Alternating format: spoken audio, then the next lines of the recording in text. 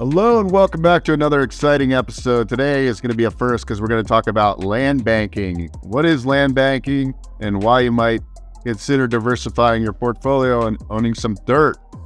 Please welcome Brad Warren to the show. Brad's got an amazing track record of coaching and he's been all around the real estate world for many, many years.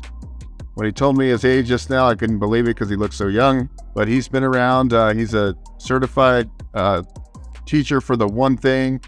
He's done a lot, and I've done it when I lived in the Bay Area. I knew of Brad. I've seen his name around a lot, so it's great to have him on the show. Welcome, and I'm excited to jump in all about land banking because we haven't talked about it on the show. I've done some land investing. I like dirt, and I want to buy some more. So welcome, Brad. Great. Well, thanks very much, Beau, for having me on the show. Okay, so high level, what the heck is land banking? All right. So imagine driving around your town when you're growing up. Maybe, you're 18, 19, 20. You've lived in that town for a while. You're driving around. You go past an empty lot and there's a for sale sign. And you think to yourself, wow, I should probably buy that. And maybe there'll be something there one day. And you don't. 20 years later, you're driving by and what do you see? A hotel, a shopping center, a football stadium, some huge development. And you're kicking yourself in the rear end. I could have been a millionaire. I wouldn't have to work anymore. That's the concept of land banking. Buy land strategically placed in the path of growth. That's extremely important. Otherwise, it's speculating, land speculation versus land banking. So you buy the land very inexpensively when it's in the path of growth, and then you wait. Our company is very conservative. We tell people 7 to 10 years is an average wait time. And then you sell your land to the developer. And then they go through the process of permitting and, doing soil samples and all that stuff. And then they build the big thing that goes there. Very cool. So exactly like what type of land are we looking for? So I imagine that your company goes out and buys and is constantly, figuring out, where the path of growth is happening. And then they start, buying large parcels of land. Are you guys actually, doing lot splits and things like that and then selling them off to the land bank investor? So there were actually a whole bunch of questions in that question. So first of all, we buy land anywhere from 1 acre up to 30, 40, 50, 60, 100 acres.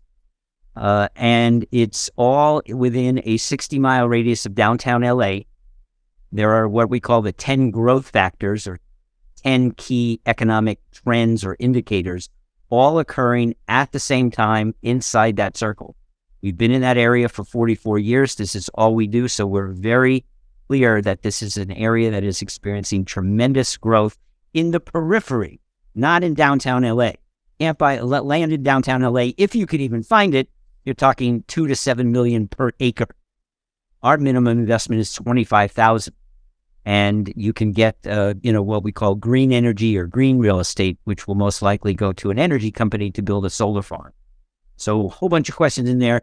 And we don't split up the land. We have a full research and acquisition team.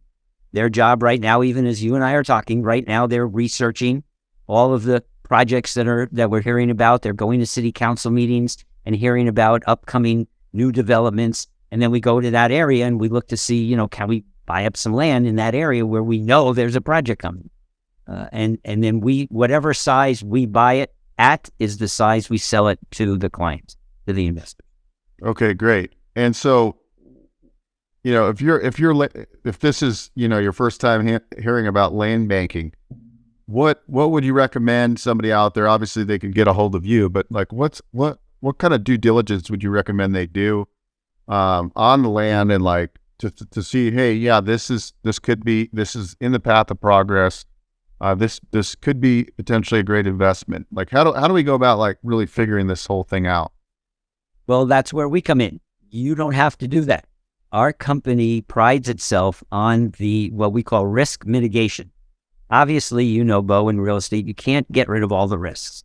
There's always going to be some risk. We say in our industry, the biggest risk is you, the investor, getting impatient and wanting to get rid of your land sooner than it is appropriate. It's like drinking a wine that hasn't reached its full body. It'll taste okay. It's not going to taste great. And we want our investors to get anywhere from 3 to 7x return. So our research and acquisition department has something called the 16-point comprehensive analysis checklist. In other words, every piece of property that we look at has to get 16 yes check marks or we reject it. We only buy 1 out of every 30 properties that we look at. So that's a pretty high level of due diligence right there. You want to do more due diligence? Yeah, go down there, poke around. It's just dirt. You won't be able to tell anything. But we have maps that the city and county of Los Angeles don't even own. They have to call us when they have a land use issue, and they'll ask, is there an easement running through this property that we want to develop that we don't know about? Is there a culvert where rain might gather and cause it to be undevelopable? We have topographical maps. We have legal maps. We have all kinds of maps, actually on microfiche. You're kind of young, so I don't even know if you know what microfiche is, but for your older listeners, back in high school, when I went to the library to do research, it's a little plastic film. You put it on an overhead projector, you project it up on a screen, and that's where you did your homework. There was no Google. There was no internet. I'm an old dude. We didn't have that. But we own these maps on microfiche in a little box. It's kept in a locked room called the map room. And that is one of the, key things that makes our company different than anybody else. We're able to do this due diligence to a very high level. And what cities around LA, some of the more rural, smaller cities, can you give us some examples? Sure. They're not actually that small. Lancaster and Palmdale are the two biggest ones that we do investing in. We've been there for many, many years, so over 4 decades. Lancaster and Palmdale, Victorville, Adelanto, Paris, and that's Perris, that's Paris, Inland Empire.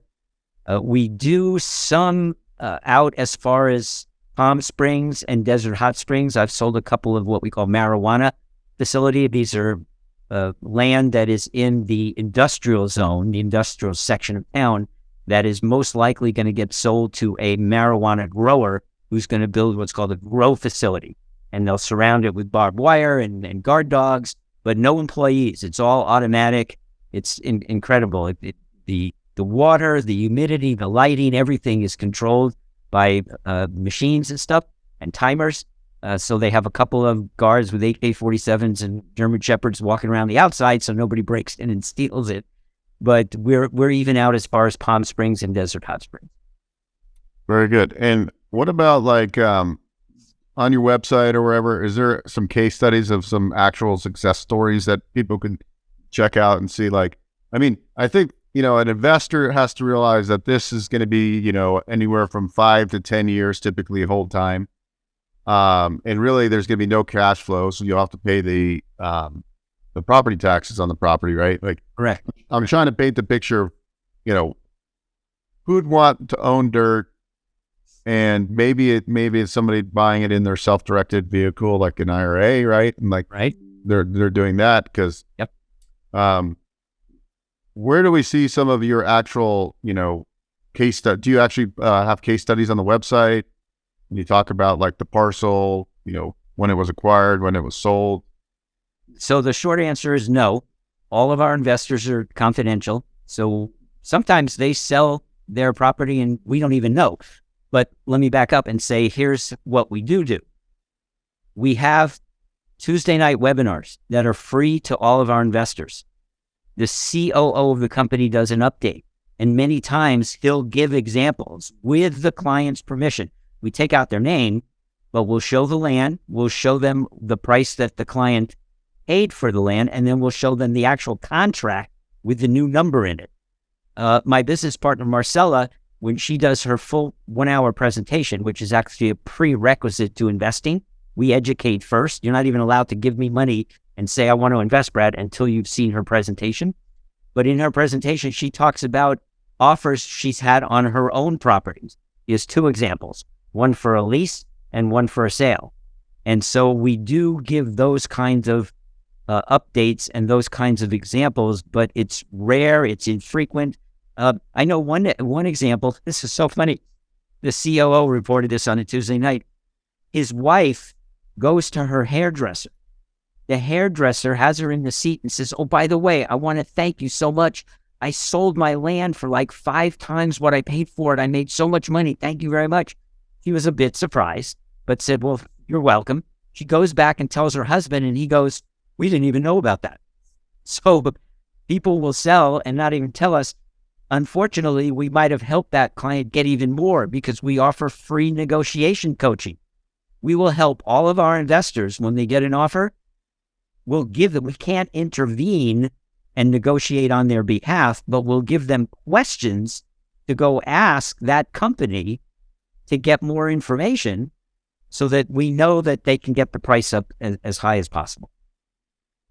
So there's no kind of first right of refusal or anything like on the sell side. So I buy a parcel through your company. Do I have to give you guys first right of refusal when I sell the property, or is there any caveats there? You own it. It's your dirt. You get a fee simple deed from the state of California to prove ownership. We also pay for the title insurance. And you could go camp on it if the city would let you. You could go out there and dig holes.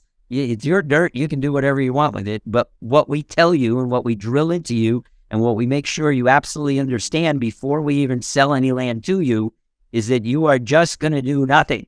You're just going to wait. You're just going to sit and twiddle your thumbs, pay your very low property tax every year because of Prop 13. The taxes are incredibly low.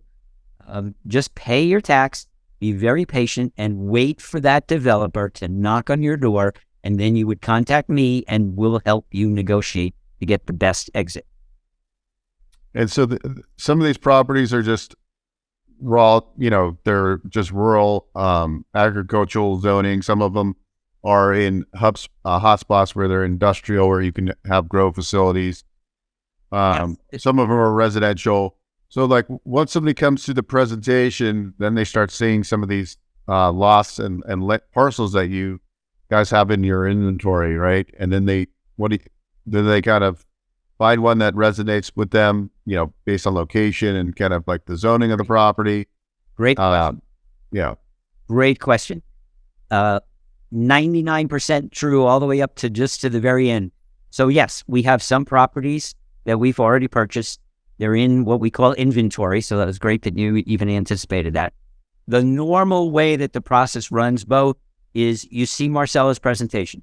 Then you get on a Zoom call with me. You ask all the remaining questions you have until you're absolutely 100% sure that this is the right investment for you. I actually will ask you a lot of questions because I need to make sure, A, that you're a nice person. Because if you're going to be doing business with me for maybe a decade, you better be nice. Number 2, you have to be incredibly patient. And I'll ask you a bunch of questions to make sure that your money is not something you need for a hip operation or an around-the-world cruise or a Lamborghini because it's a midlife crisis. It has to be money that's just going to sit. And like you alluded to earlier, self-directed IRAs are one way that people invest. Cash and 1031 exchanges are a couple of other ways that we see. And then when I'm absolutely sure that you're the right fit for us and you're absolutely sure that you want to buy something, I will ask you one question. I will say, how much is your range? And you'll say, Brad, I just want to dip my toe, 25,000 to 50,000. Or Brad, I want industrial. And I know that's like 150 to 250. Or Brad, I want mixed use, which is the highest level. That would cost you $250,000 or more. You tell me the range. I go back to Velour. I say, I have a client. This is who he is. He's a great guy. He's asked for a property of this. There's actually 5 kinds of zonings for land.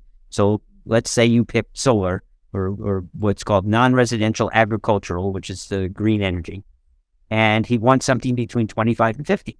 So Velour immediately goes to inventory if they have one. And if you're first in line for that price range, they pull it out of inventory, meaning it's now not available to other investors. Marcella does a 30-minute video presentation called a property profile. It takes her about 3 to 4 hours to put it together. We send it to you. You watch it. You call me and say, yes, I want that one. Her closure rate, by the way, is 100%. Nobody ever turns down a property because we've educated you so much and you understand us and you trust us more than anything else. You look at that and you go, oh my gosh, it's surrounded by other solar farms. Or half a mile away, there's a gigantic Warren Buffett $2 billion solar farm, and I'm one of his neighbors. Yeah, I can see the potential. And then you get that land. That is the normal process. If there's someone in front of you, then you're put in the line, in the queue, and you have to wait. So that's the normal process for finding somebody land. If we don't have something in inventory at that price range, as happened to one of my clients recently, after 3 weeks, we still hadn't found anything at the 25 level. They had something come across their desk for 45. They said, well, show this to your client. If they want it, they can have this one. I was a little skeptical because I thought 25 was their limit. I called them. They went, OMG, yes, we want it. Immediately, they didn't even look at the property profile. Marcelo put it together, but they said, I want it. I said, well, you got to see the profile. Good, send me the profile, but we want it. So they bought that one. It was actually 10 acres for $45,000. It was a ridiculous price. But they jumped ahead of the other people because they were in line for something. And during those profiles, does she talk about some other transfers in the area so you can see what similar lots have sold for recently? Well, what she'll do is she'll do something called the 3-mile ring. So she goes to Google Earth, she pinpoints the property, she draws 3 rings, 1 mile, 2 mile, and 3 mile radius around that property. And she's been doing this for years. She gathers information about all new and upcoming projects and pinpoints them on the map. And she has information that Google doesn't even have. Google, most people don't know, Google is somewhere between 3 and 5 years behind in updating its photos from the satellite. So a lot of times there are projects on the ground that we have photos of, drone photos that we take ourselves that Google doesn't even show. And she'll put all that on a map and show it to somebody because any development within 1 mile radius increases the value of the property 30%, 2 miles 20%, 3 miles 10%. So she'll show people, oh, they're going to break ground in 2 months because we know from the city council, we go to their meetings, they're going to break ground on this new hospital. And it's a mile from your property. So we know already that the property we're selling you is already worth 30% more just from them breaking ground in 2 months. So we do that kind of background stuff to make sure that people are very comfortable. Once they've seen the property profile, they're like drooling for the land, practically begging me to sell them the land. And then Valora, how long have they been around? 44 years. The company is run by the son of the founder. He's a trained PhD economist. He does a lot of research. He's a sort of a numbers geek, and the backbone of the company is based on research. And do you know how many parcels have been facilitated through Valora since inception? I don't know the actual number of parcels. I don't even think they know, but they do say that we have bought and sold over 100,000 acres to over 22,000 investors in the 44-year history of the company. Wow. You're listening to the Investor Financing Podcast. We'll be right back after this break. Hi, this is Beau, host of the Investor Financing Podcast. I appreciate you checking out our channel. On this podcast, we talk about real estate, investing, financing, business lending, and acquiring and expanding your business. I'm sure you will find some videos here that will help you build your business empire. There's a lot to see. Take your time and make sure you comment, like, and subscribe. Thanks again. And where do you see, is there a particular cities that seem to be a hotbed right now? I would say Lancaster and Palmdale, we call that Area 1 out of areas 2, 3, 4, and 5. That's called Area 1. That has the most going on right now. Lancaster and Palmdale have a combined population of around 420,000. The 2 mayors have predicted the population of those 2 cities by 2030, which is 7 years from now, will be over 1 million. So most of the growth is occurring in Area 1. That's where all the solar farms are going right now. But if you're looking for a marijuana play, then Desert Hot Springs is declaring itself the canna-tourism center of the world. That's what they're called. Canna-tourism. Yes, Beau's looking at me funny. They call it canna-tourism. It's a tourist destination based on cannabis. So they have dispensaries, they have these growth facilities where they're growing all the marijuana. Mike Tyson is building an entire complex with a stage and an amphitheater and a hotel and a dispensary, all in the boundaries of his ranch. He's calling it the ranch. And cannabis is like the center of it. Did you know that the wine industry, Beau, in California is a $7 billion industry? In less than 10 years, they expect marijuana to be a 70, that's add a zero, $70 billion industry in the state. And it's all occurring, not all, but the vast majority of it is occurring inside these growth facilities in areas where we invest. It's crazy. It's off the charts. I might have to put some like ghost kitchen there that delivers food. Yeah.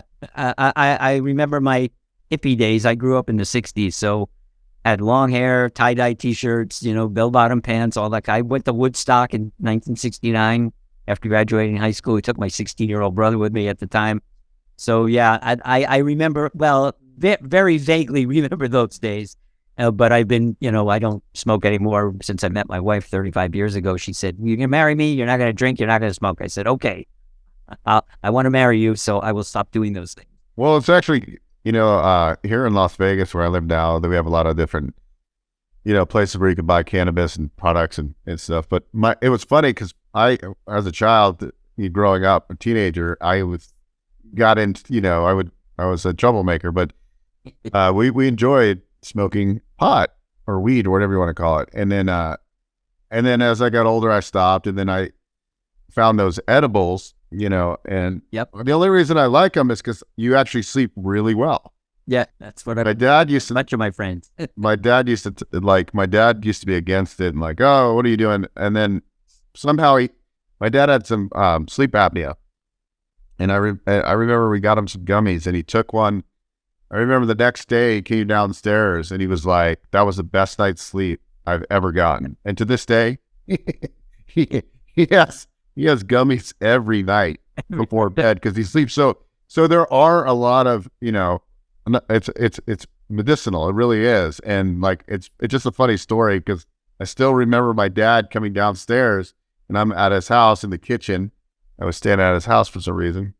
And he had this whole look. But the interesting thing is it actually made him younger because, sleep is so important. And he was absolutely. And so just a good story. So, but yeah, it's interesting because, and I failed to mention this, but a lot of our research and a lot of the reason why we've chosen that 60-mile radius is based on laws.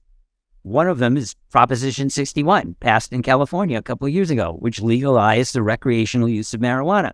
Well, you would think that, that's going to spawn a whole industry. And guess what it did? Well, we got ahead of that, started to find areas where industrial zones where we knew they would sequester these growth facilities because they don't want to build a growth facility next to a hospital or a school or a church.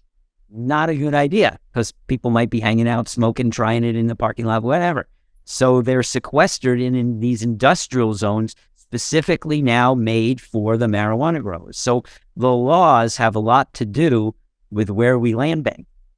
Especially you look at SB 100, passed by Governor Brown in 2018, right before he left office, went into effect January 1st, 2019, which requires the state of California, the entire state of California, to get all of its electricity for buildings and homes from renewables by 2045. Hello? You kind of scratch rub your chin, scratch your head and go, okay, if the state has to provide renewable, let's see, well, that's wind, the biomass, geothermal, or solar. Solar? Where are they going to build solar farms? Well, how about in the area where in the United States the most UV radiation occurs, right? Where we're investing. There's a little bit in Nevada also, where you are, but not quite that far up. So the laws have a lot to do with where we invest. We follow the money. We follow the laws. Yeah, that's interesting. Based on those, it owns you in. And that's why we say it's land banking, not land speculation. And what what do you enjoy the most about this business, for you? What attracted you to get into the land banking business? Well, for me, it was building my own wealth. I started as an investor 11 years ago. When I looked at my net worth statement at the end of a quarter, I started keeping net worth statement in March of 1989 when my wife and I first got engaged. And December 31st, 2011, I looked at the net worth statement and I realized I couldn't retire.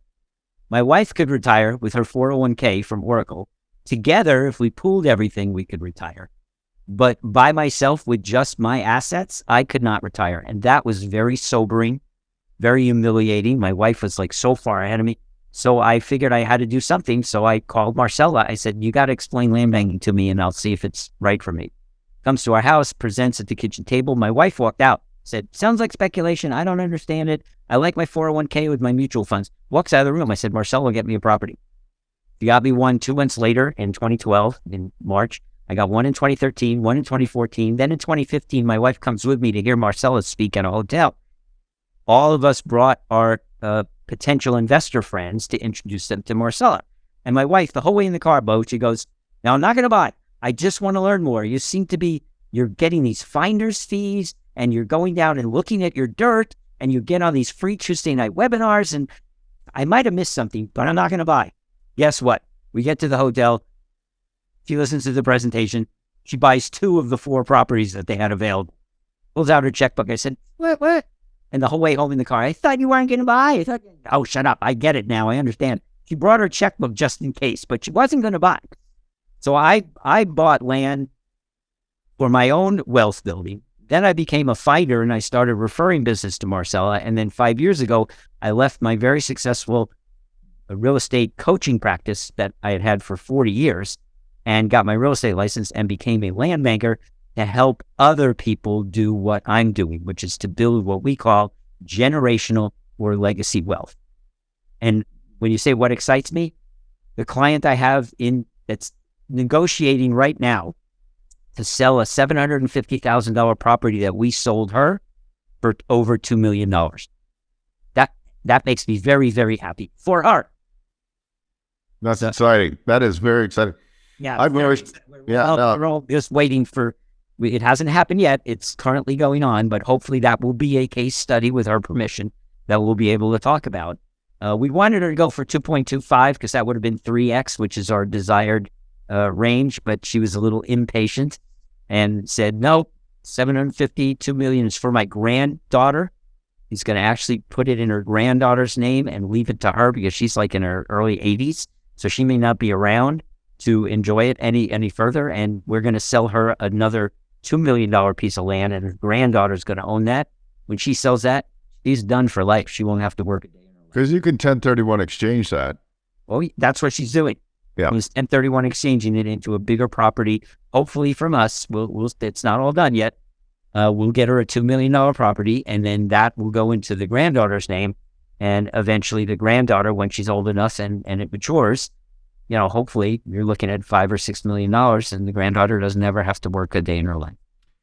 Yeah. I own a lot of, I would say a lot. I own a good amount of rental properties, but I think I've always been attracted to land. I didn't know what I was doing, but I bought some land and flipped it and made some money. I was speculating, I have to admit, but it ended up working out for me. But land banking has always been intriguing to me because, I get it. Okay, the path of progression is coming my way. It's probably pretty smart to own land. We know there's a shortage of housing and constraints, and we know that, everything's going to have to go solar, green energy. They need solar fields. I mean, this all makes sense, right? It's just, if you have that discretionary funding to put that 25 or that 50 or that 100 grand and be patient with it. And but I think land is very attractive. Even developing land is attractive too. So if people are interested, you guys do kind of a group Zoom call every Tuesday? No, the Tuesday night free webinars are for investors only. So that's after you've invested, then you get to learn more and stay updated. But if people want to learn more, the easiest and simplest and only way is to get a hold of me by email. I don't do phone calls and all that kind of stuff. I'm not real good at texting. And my email is my name, brad@bradwarren.com, BRADWARREN. You email me, brad@bradwarren.com. I email back. We start a little email exchange first, just so I can find out a little bit about you. Then I'll most likely send you, assuming that you're interested, I'll send you, and they've told me that they heard about me through you, so they know a little bit about it. Most likely, I would send you a link to one of Marcella's presentations. They're about an hour long, hour and a quarter. You would watch that and then get back to me and say, okay, I watched the full presentation. I understand the risk mitigation that you've already done. This is definitely something I want to do. What do I do next? And then we take it from there, whatever the next appropriate step. It could be introducing them to Marcella if they want to meet her. It could be me just answering all the rest of their questions if they even have any, and then finding them property and selling them some dirt. We say invest in land because they're not making any more of it. I love it. Well, Brad, this has been great. I hope everybody out there got a lot of value out of this, and maybe you never thought about owning dirt, but they aren't making any more of it. So it's definitely something you should put in the back of your mind, and reach out to Brad if you have some money and this seems like something you want to gain some more knowledge in. Brad will be happy to share some information with you. Thank you so much, Brad. Appreciate all the information. My pleasure. Thanks for having me on the show. Hey guys, Beau Eckstein here. If you enjoyed what you saw, please subscribe to this channel. We talk all things financing. I've been in the lending industry for over 20 years, and I'm happy to answer your questions and provide great content.